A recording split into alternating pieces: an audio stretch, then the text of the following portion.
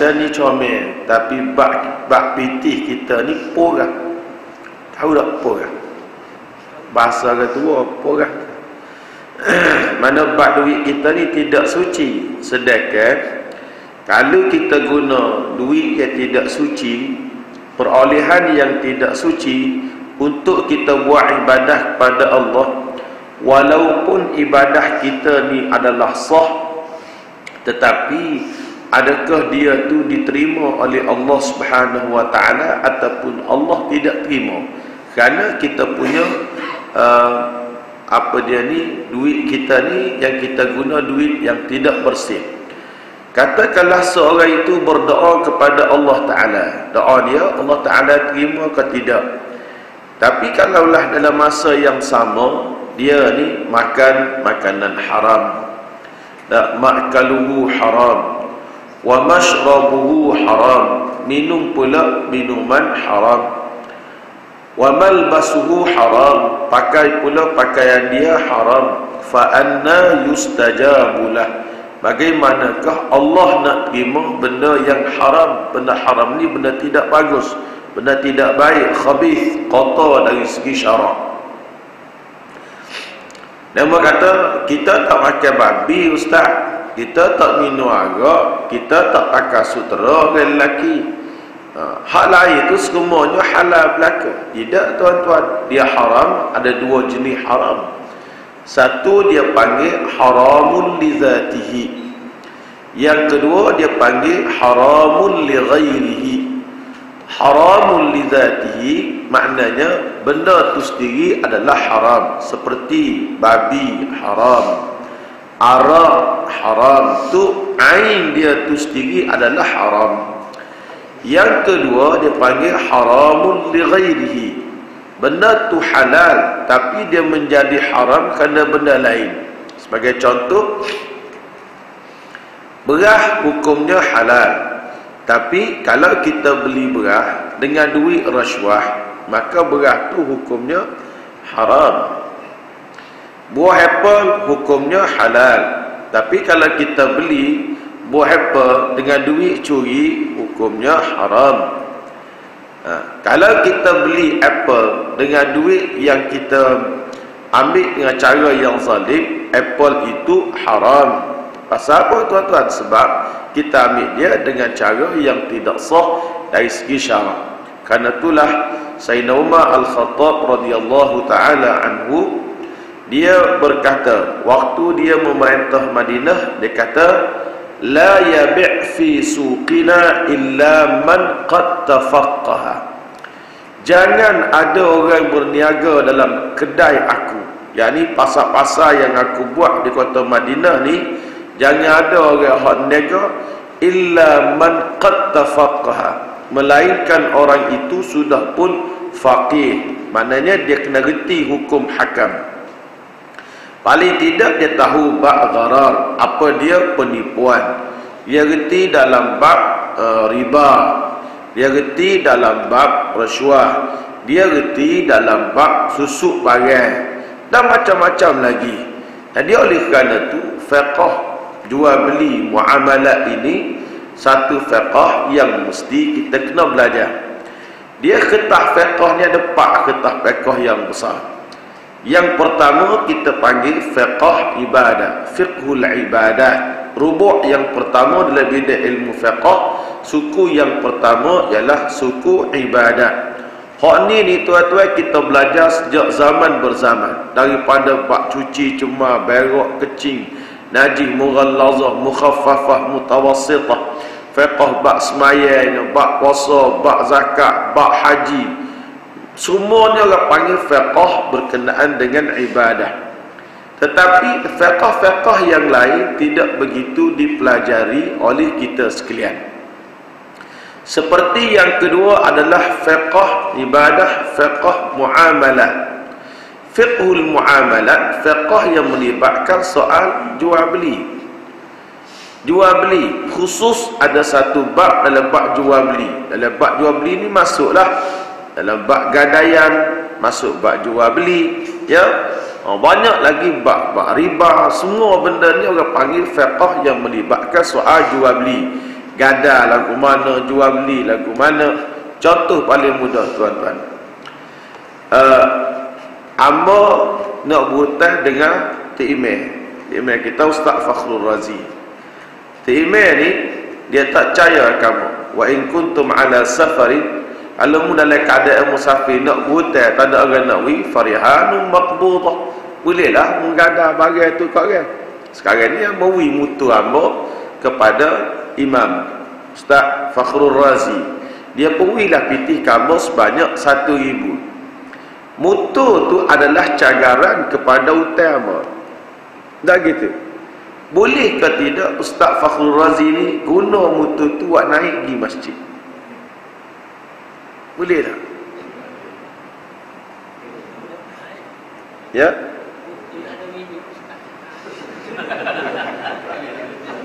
Tu jawab apa sedap dah tu.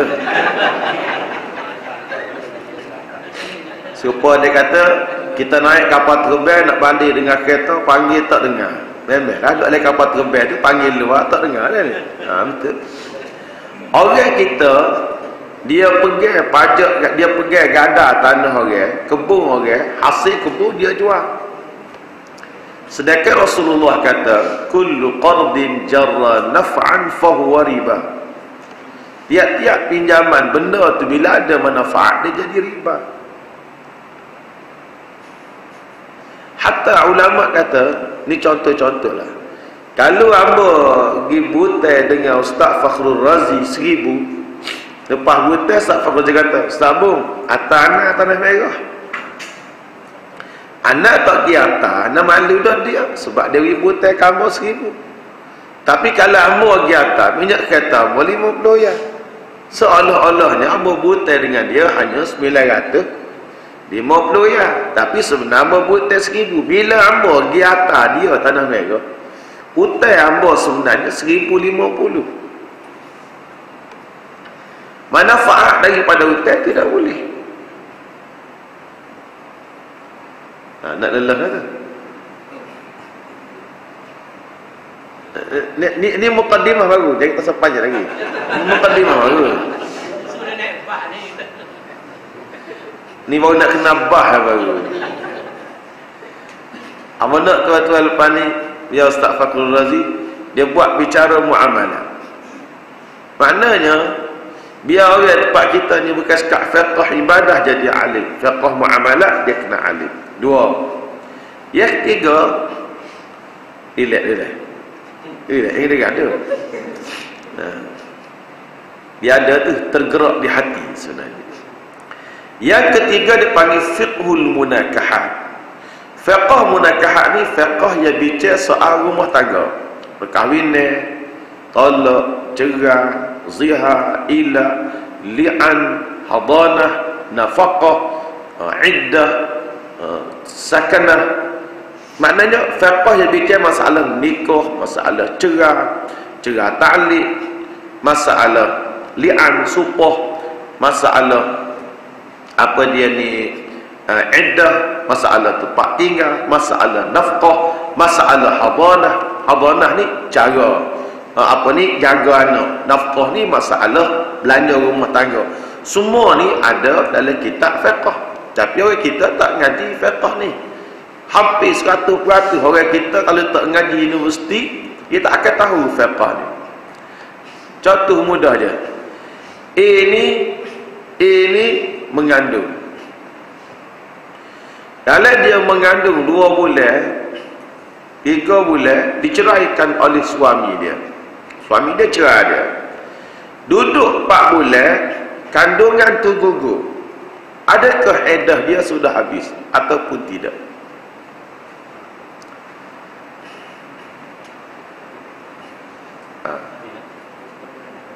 Habis. Tengok dulu. Budak hak topik tu bersifat surah adami ataupun tidak. Dia bersifat manusia ataupun tidak. Di sini ada 2 pandangan. Kalau dia bersifat dengan sifat manusia, maka dikira iddah dia sudah pun tamat sebab dia dikira bersalin. Ataupun janin itu terbentuk kecil, nampak sifat manusia, disahkan oleh pakar, yakni doktor. Dia kata, kalaulah dipanjangkan umur budak ni 2 minggu lagi, nescaya dia akan jadi manusia. Maka di situ ulama kata tamatlah iddah dia. Kalau tidak, iddah dia mesti kena jadi iddah perempuan yang diceraikan dengan keadaan hail. Dia iddah ada 2, satu orang perempuan kena cerai ada 2, satu hamil, satu hail. Hamil maknanya dicerai dalam keadaan mengandung. Hail dia dicerai keadaan tidak mengandung. Yang hail ada keadaan dia, yang hamil ada keadaan dia. Itu contohlah. Ataupun kita belajar fiqh dari sudut munakahat ni juga. Kita belajar fiqh hadanah. Hadanah maknanya hak menjaga anak.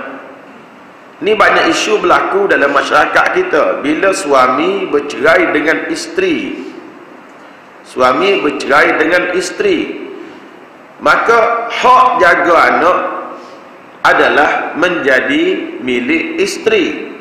Sehinggalah budak ni mencapai usia 12 tahun.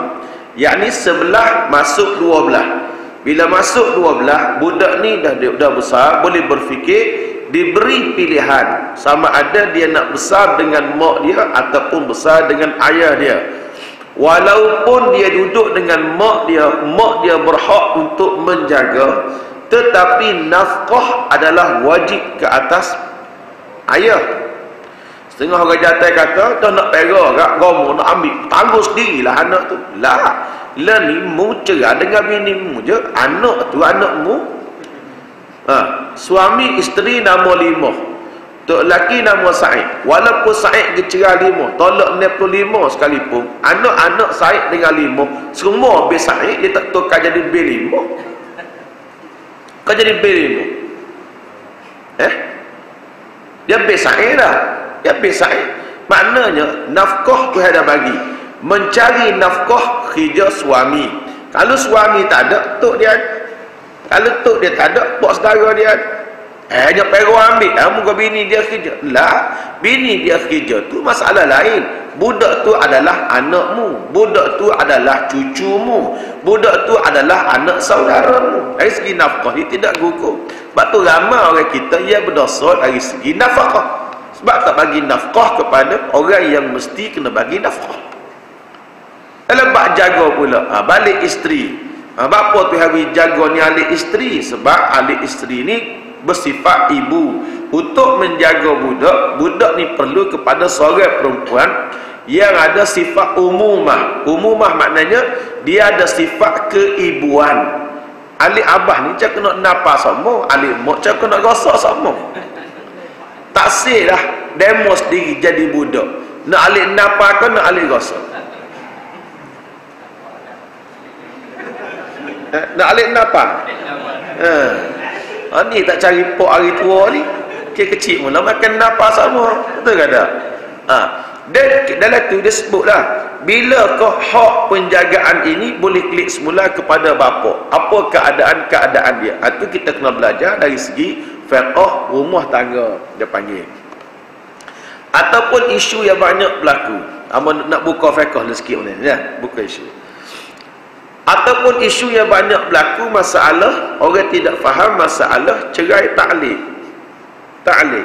Tahu ta'liq? Ta'liq ni katakanlah seorang laki-laki berkata kepada isterinya, kalau pergi rumah jiran sebelah tu jatuh tolak 1.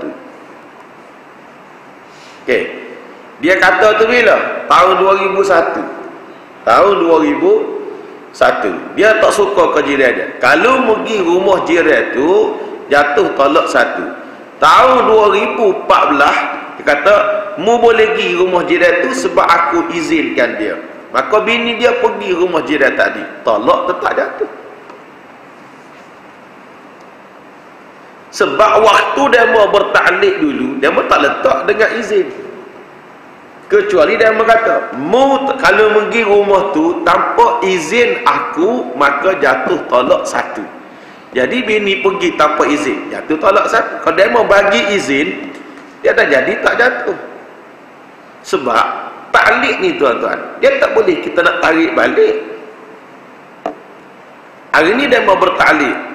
Aku tarik balik. Dia tarik balik. Macam Ustaz Fakhr Razi nikah orang. Ustaz boleh nikah orang. Ustaz nikah sendiri lah mudah. Sini Ustaz mungkin.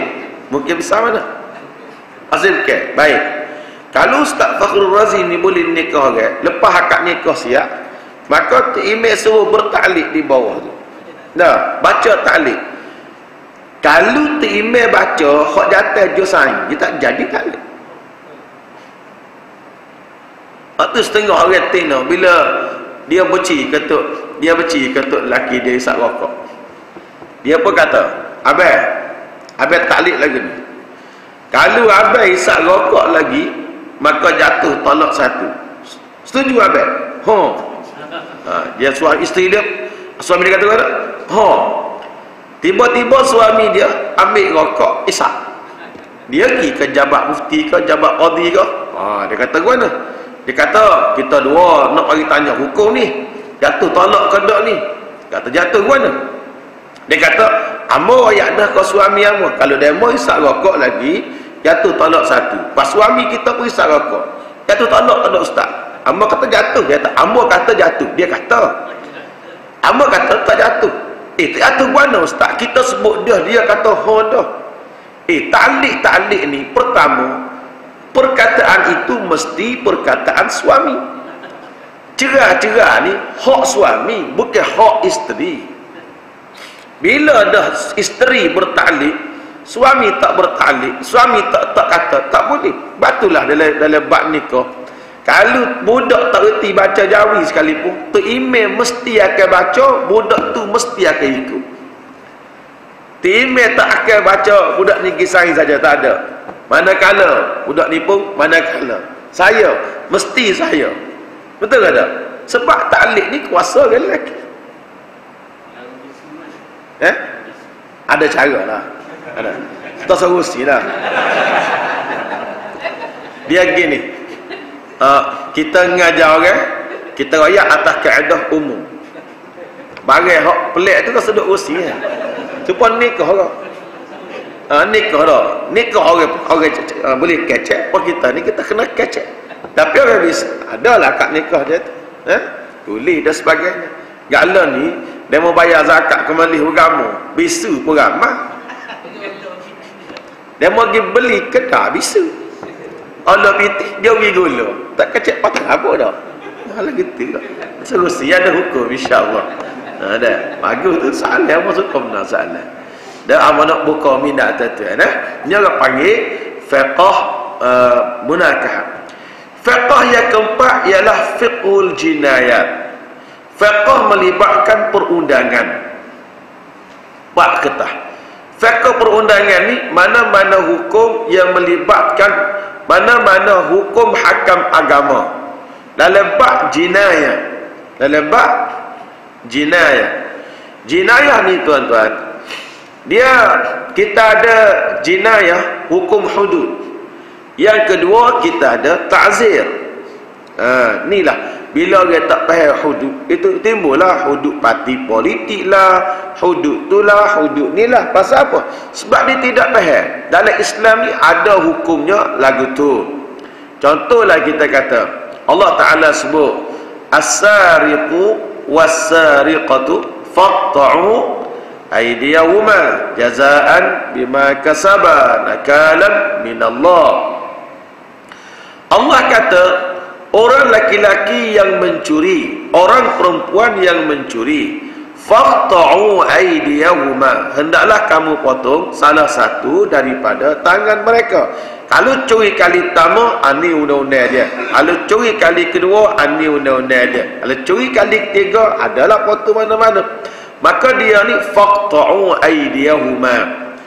Jadi hukum mana-mana kesalahan jenayah yang disebut hukumannya oleh Allah dalam Al-Quran, maka dia kira hukum hudud. Seperti juga dalam masalah zina. Az-zaniyatu waz-zani fajlidu kulla wahidin minhuma mi'ata jaldah. Orang perempuan yang berzina, orang laki-laki yang berzina, hendaklah direjam. Apa ni? fajlidu, hendaklah disebat setiap satu perempuan laki-laki ini, kalau cukup syarat dia, mi'ata jaldah, dengan 100 kali sebatan. Itu hukum masalah zina. Demikian juga dengan masalah qazaf. Qazaf artinya kita tuduh seorang yang baik melakukan perbuatan yang keji. Macam dalam surah An-Nur sebut cerita qazaf. Awal-awal muka surah apa ni, surah An-Nur. Jadi kena bawa saksi, ada undang-undang qazaf. Ataupun kita kata masalah bunuh orang, walakum fil qisas, dalam masalah kalau bunuh orang kena bunuh balas. Ataupun dalam masalah orang minum arak, ataupun dalam masalah apa dia lagi, minum arak, zina, qazaf, murtad dan sebagainya. 7 masalah semua ni melibatkan hudud. Kalaulah tidak cukup syarat untuk dilaksanakan hudud itu, maka bolehlah turun kepada undang-undang yang lebih bawah yang kita panggil ta'zir. Ta'zir ini ditentukan oleh kerajaan berpandukan kepada neraca Al-Quran dan juga hadis.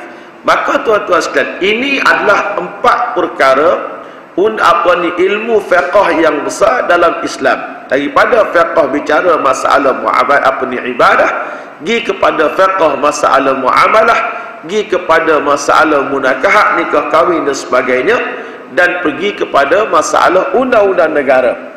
Ini semua 4 ni termaktub dalam Al-Quran dan juga hadis-hadis Nabi sallallahu alaihi wasallam.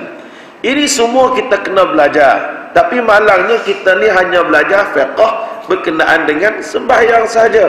Tak belajar pun fiqh masalah jual beli. Waktu ramai kita jual beli banyak masalah. Maka sebut sikit insya-Allah. Banyak masalah jual beli. Rumah tangga banyak masalah. Jinayah juga banyak masalah. Jadi pasal apa tu? Sebab kita tidak belajar. Bila kita tidak belajar, kita tidak tahu. Kata ulama, dia kata an-nasu aduwwun lima jahilu. Manusia ni menjadi musuh kepada benda hak dia tidak tahu. Setiap benda hak dia tak tahu, maka dia menjadi musuh. Lepas tu ramai orang lawan hudud. Walah kalau buat hudud tu semua orang jenera tidur belakang. Betul tak? Hudud ni semua orang jenera tidur belakang. Dan hudud ni bukan mudah. Kalau tuan-tuan kata, kalau tuan-tuan mari masjid kita ni, letak anak kecil di mutu, tiba-tiba orang curi mutu, turun maisa tak ada. Oh, kena kerak tangan. Tak boleh kerak tangan. Nak kerak mana tangan? Muka suih meletak mutu. Tak cukup syarat tu. Mutu tu mestilah dikunci. Tiba-tiba dicuri. Pak tengok pula pencuri tu siapa. Kalau orang hak curi tu nak makan pun tak boleh.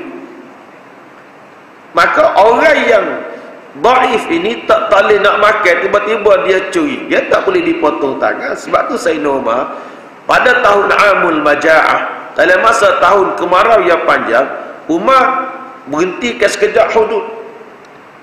Takkanlah satu keadilan kita nak hukum orang yang kelaparan mencuri. Dalam undang-undang hudud di Kelantan, hak kerajaan draft tu, ada 15 keadaan di mana orang yang mencuri tak boleh dipotong tangan. Jadi benda ni semua ada sebut dalam undang-undang. Al-Quran sebut, hadis Nabi sebut. Tapi kita ni, kita tak faham, tak sungguh. Seorang Cina pergi jumpa kita di Jabat Mufti. Waktu itu Datuk Mufti tak ada, Datuk Timbalan pun ada mesyuarat dah. Mufti dah mesyuarat, tinggal boleh cakap jabat. Cina wakar baru. Budak Cina pergi pakai baju kurung. Dia kata, Ustaz hamba kata, Ustaz ada orang nak bagi tanya hukum, tapi dia Cina. Hamba kata panggil dia masuk. Dia masuk bilik. Dia kata, Encik, kita mari Jabat Mufti ni. Kata, bagus, silakan duduk. Kata, mari ni nak buat apa adik? Dia kata, kita mari nak buat tesis, nak tanya bahas tesis bab hudud. Oh, mak kata bagus. Tesis bab hudud. Kata pasal apa buat tesis bab hudud? Dia kata, hamba ni buat master, tapi pensyarah hamba suruh buat tesis bab hudud. Dia buat kajian bab hudud. Dia tanya apa hudud ni guana, pak kalau curi guana, sekadar ilmu Ahmad mau cerita. Dia kata, kalau gini dia kata ustaz, hudud ni bagus kata betul lah. Demo orang Cina patut mu satu hudud. Pasal puak mu kaya pada puak-puak tu. Kau curi puak-puak tu, kau kata banyak puak-puak tu.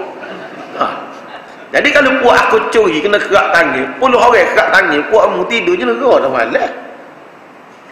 Kawan. Jadi manusia jadi musuh kepada barang yang dia tidak tahu. Bila kita belajar, insya-Allah kita akan selamat. Baik. Masalah 10 minit lagi. Bak jual beli. Faham kena amal ngajar malam ni. Amal guna bahasa sebutir royak tu, kamu takut? Tak faham. Kalau bak hak biasa, tak apa kita boleh royak laju. Bak gani royak laju pun hidup mikir gapo start tu royak. Dengar-dengar butir-butir tapi tak faham. Jual beli dalam bahasa Arab dia panggil al-bai'. Tuan-tuan pergi ke bank dia ada package dah. Bai' bisaman ajil dia panggil. Bai' tu maknanya jual beli tu. Oleh kerana sistem Islamik ni lari di bank-bank, Cina kerja di bank tu, dia syarah kita sistem Islamic bank. Amal sekali pergi ke public bank. Gitu juga nak cari nak ita tengok nak buat rumah. Public bank Islamic lah, sistem Islamic. Cina tu syarah gambar bak sistem Islamic bank. Amal kata mu ngaji mana? Aku pergi kerusuh dah. Musuh nak ada? Dak. Lepas tu mu pandai agak ni, pandai muka aku nego. Tengok dah.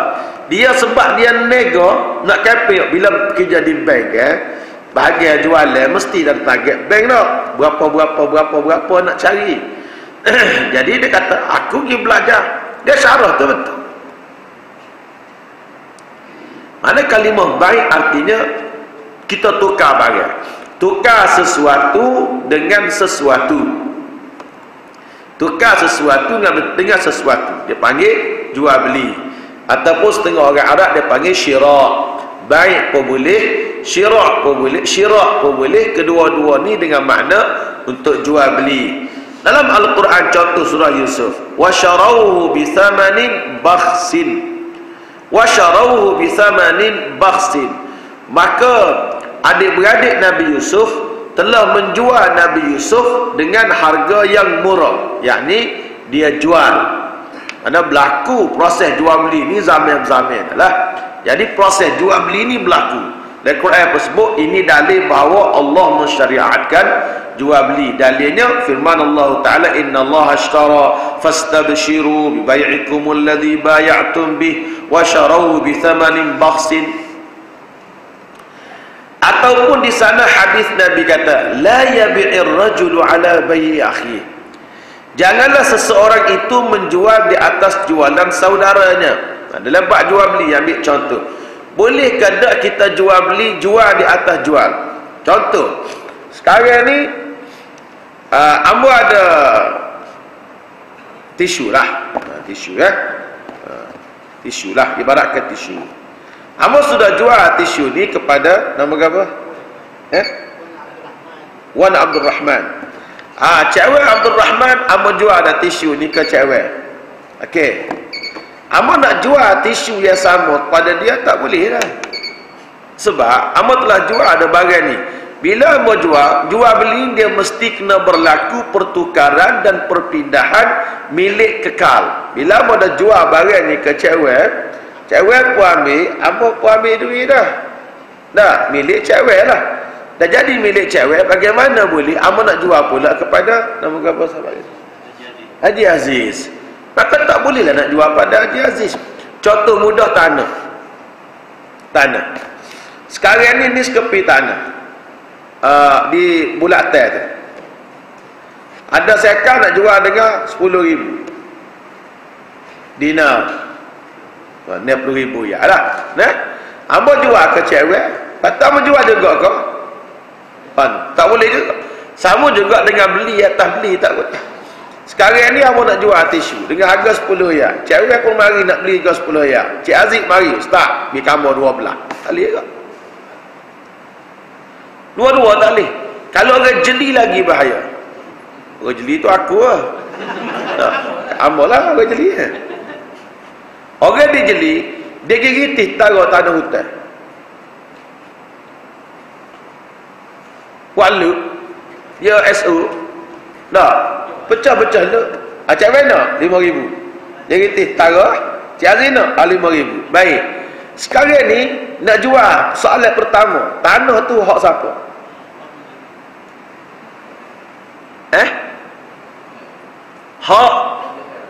Hak kerajaan. Bila hak kerajaan, boleh ke tak jual? Syarat nak jual beli ialah barang tu mesti kena milik kita, milik milkutan, milik sempurna. Yakni bila tanah tu dah ada geran, kerajaan geran tanah kamu, baru hamba boleh jual kepada cewek. Kalaulah milik tak ada, tak boleh nak jual. Tapi banyak orang kaya asyik jual tanah gini ni Ustaz Fakhrul Razi. Anda tahu kapuanan. Hamba kata pasal apa dia mau jual? Dia kata Ustaz Rasulullah, ya man ahya ardan fahuwa lahu.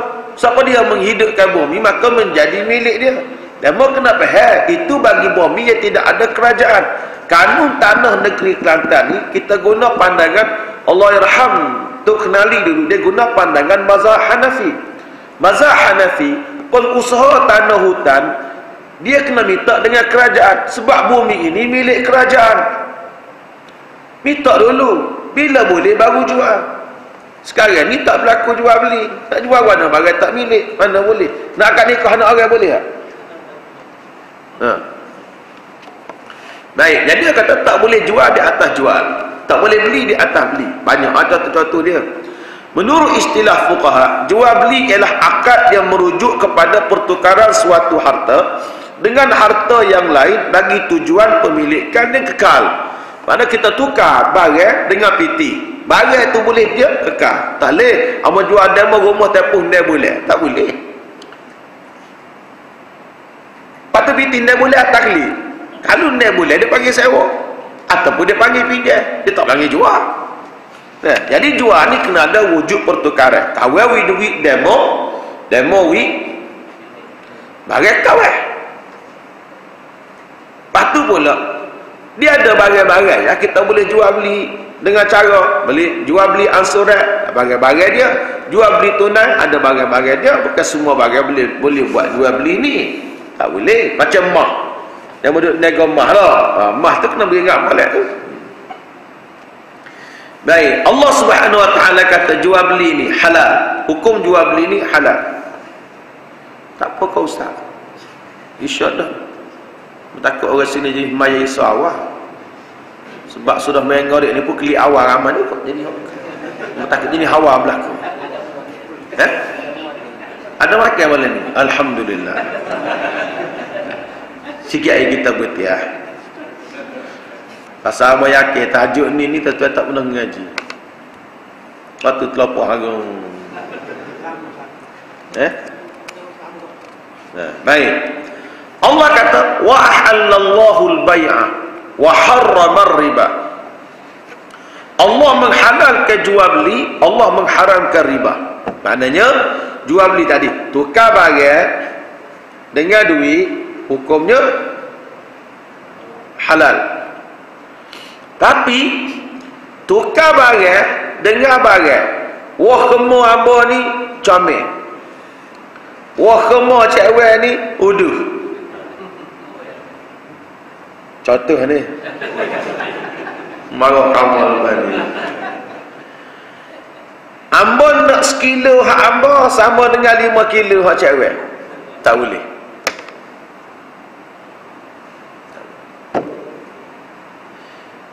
Dah wah kemu sama kemu, melainkan dia mau jual rega lain. Ni 50 sekilo, ni 10 ya sekilo. Jual beli, tapi riba lain pula. Allah kata mun nak kaya mun nega, boleh mun nega. Apa tadi amo beli 10 nak jual 10 ya, boleh tak? Boleh. Ada apa? Ataupun nak nega ilmu, pamih kata nak nega ilmu dia, boleh. Nah, dia ambil upah beki. Apa yang upah beki dia? Misalnya amo upah beki amo 60 ya saja. Maka dalam masa setengah pomel hak cerdik ni dia guna jam. Dia guna brain dia ni, otak dia guna jam. Apa nak beki kat tangan dia boleh. Upah kawannya beki 30 hias jam. Dalam masa 30 hias jam, kita ada beki hak lain, beki hak kita. Bak gaji kita bayar 30 hias jam.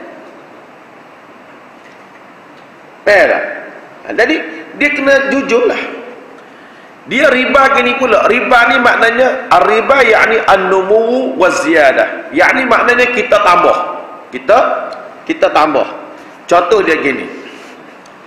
Sekarang ni telefon. Ni telefon Oppo. Oppo murah. Oppo ni murah ni 700 ya. Dah. Samsung tak laku dah kedal ni. Oh tak makan dah. Jual Oppo belakang saya. Ni Oppo. Ambo jual Oppo ni, katakanlah nak jual tunai, cash. Ambo nak jual benda ni ke adik ni ambo dengan harga 700 ya. Ya. Kalau adik ni kita ni nak bayar dengan harga tangguh, bayar bulan-bulan, ambo nak jual dengan harga 1000 ya. Beres. Jadi harga cash tunai 700. Harga ansuran 1000. Itu bukan riba. Tapi kita akad jual beli di atas harga 1000. Okey?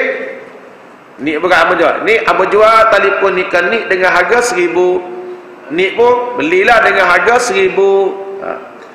Tapi yang katakan ni, sebulan ni lewat bayar 10% naik. Maknanya kalau 100, 10%, 10 riyal. 10 riyal ni adalah riba.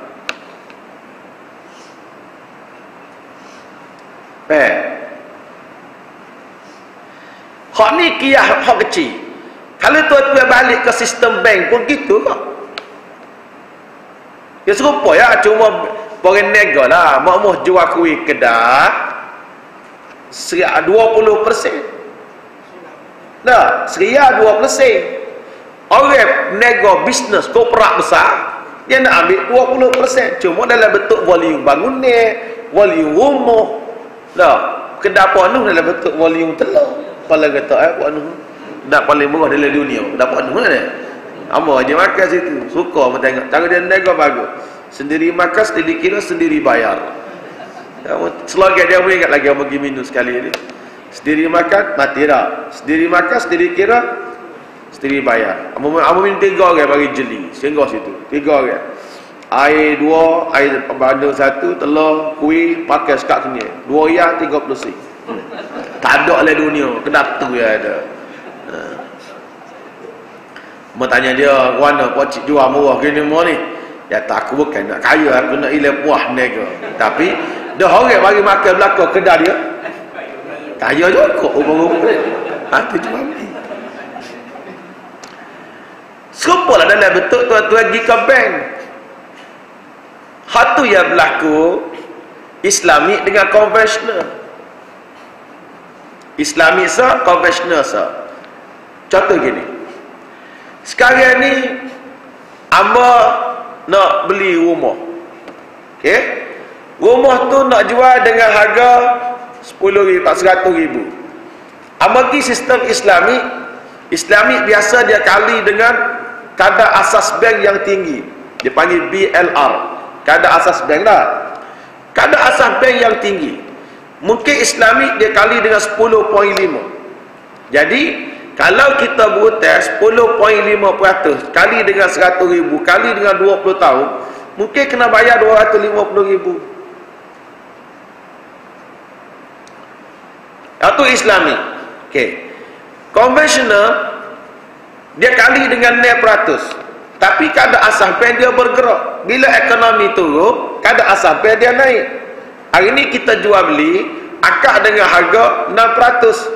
Satu masa ekonomi kita down, kadar asas bank naik 8%. Jadi berapa? Tadi 150,000. Hari ni jadi 170,000. Dia berlaku perkhianatan. Dia panggil gharar di situ.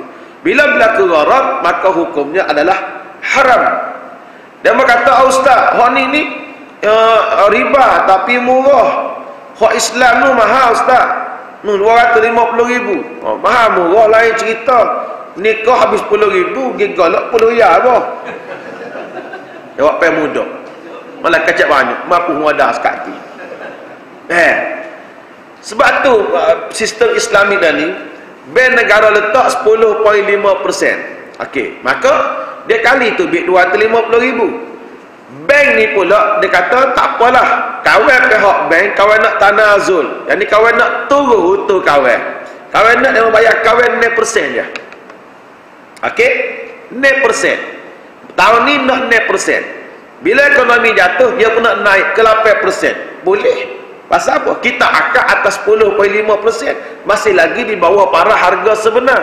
Yang dia ni sebagai pemunya duit ni, dia rela untuk sedekahkan. Tahun ni sekian, tahun ni sekian. Tapi banyak bank buat ni, okey, kita nak pergi demo 20 tahun dia mau pinjam hak kawan ni, nak pergi demo dengan 5% ya keuntungan kawan ambil. Dah daripada jumlah hak besar. Dia nak tolak itu hak dia, terpulanglah muka hak dia. Tu kata panggil riba lah gitu. Dia beza, dia kena beza dalam bab jual beli. Riba lah ke mana? Kita ni banyak ke riba kita lah gitu, 10%, 20%. Atu amal seorang dah. Amal dia jaga hutang rumah.